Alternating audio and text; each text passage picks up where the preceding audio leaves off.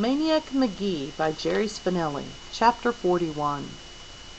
The McNabb boys didn't know whom they did expect Maniac to bring to the party, but one thing for sure, they did not expect him to come walking through the front door with a black kid. And that was only half of it. From the way the kid swaggered in, from the candy bar that jutted like a chocolate stogie from the corner of his mouth, from the ripstone evil scowl on his face, the kid had to be none other than Mars Bar Thompson himself. If black meant bad, if black meant in-your-face nastiness, if black meant as far from white as you could get, then Mars Bar Thompson was the blackest of the black. Here, in the middle of their living room, stopping the party.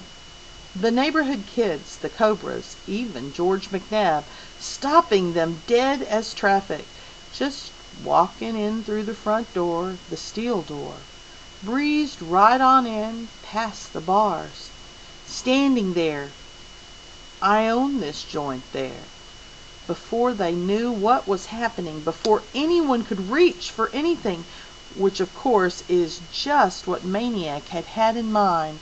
Remembering how little Grayson had known about black people and black homes, thinking of the McNabbs' wrong-headed notions, thinking of Mars Bar's knee-jerk reaction to anyone wearing a white skin, and thinking, naturally, what else would you expect? Whites never go inside blacks' homes, much less inside their thoughts and feelings, and blacks are just as ignorant of whites. What white kid could hate blacks after spending 5 minutes in the Beals house? And what black kid could hate whites after answering Mrs. Pickwell's dinner whistle? But the East Enders stayed in the East, and the West Enders stayed in the West, and the less they knew about each other, the more they invented. It hadn't been easy, finding Mars Bar taking all his lip about cheating on the race, taking some bumps, some shoves, Mars goading him to fight, but keeping his own cool, matching Mars Bar glare for glare, telling him he wasn't as bad as he thought he was, really stoking him now, making him slam his candy bar to the ground. No? You want to tell me why I ain't so bad, fish? Go ahead, 'fore I waste you. Chest to chest, keeping cool, letting Mars do all the huffing. Simple. You don't cross Hector. You stay over here, where it's safe. How bad would you be over there? Stepping back then, folding his arms, smugging it up just enough, standing there in his white skin, gazing nonchalantly about, 6 blocks deep in the heart of the black side. Guess that makes me badder than you. They did not go straight to the McNabbs. First they went to the Pickwells. Maniac wanted Mars Bar to see the best the West End had to offer. The little Pickwells made as much fuss over Mars Bar as over Maniac. They believed, as did all little kids in the West End, that he carried 100 Mars Bars with him at all times. Not surprisingly, Mrs. Pickwell never batted an eye when she saw who was coming to dinner. It was quite a sight, all right. 16 Pickwells plus Maniac plus a down-and-out golf caddy, 18 so-called white faces, and Mars Bar Thompson. To his credit, Mars Bar didn't use the words fishbelly or honky once, though on one occasion he did bend the truth a mite.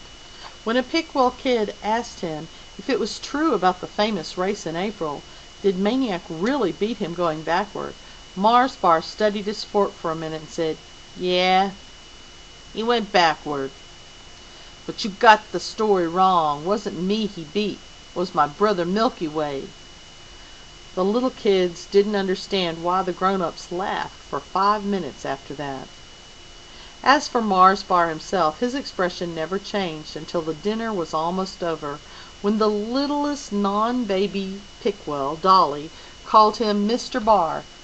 And even then it wasn't so much a smile as a crack in the glare.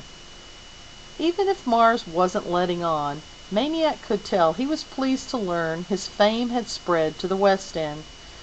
When they left, half the Pickwell kids followed them, begging Mars to perform his legendary feat of stopping traffic. "Don't," Maniac warned. "It might not work over here." But the Pickwills persisted, and when they reached Marshall Street, Mars Bar commanded, "Stay here," and stepped into the traffic. Not only did he shamble, jive, shuck, and hip-doodle at his own sweet pace, he did something he had never even done in the East End. He came to a complete and utter halt halfway across, and let nothing but the evil in his eyes take care of the rest. He stood like that for 1 full minute.